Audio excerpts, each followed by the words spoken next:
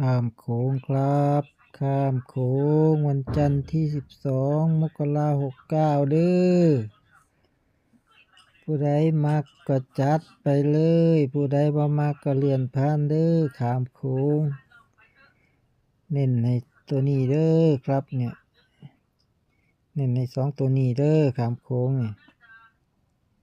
2ตัวนี้แล้วก็นี่เด้อข้ามโขงวันจันทร์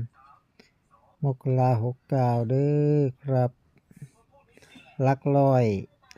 ได้2เด้อหลักร้อยถ้าใส่มากก็เป็น282หรือ288เด้อหรือใส่มากก็เป็น228หรือก็เบิ้ล2เด้อนี่เลขมีอยู่4ชุดเด้อครับข้ามโขง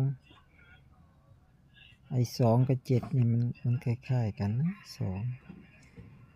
หลักถูกแล้วโอเค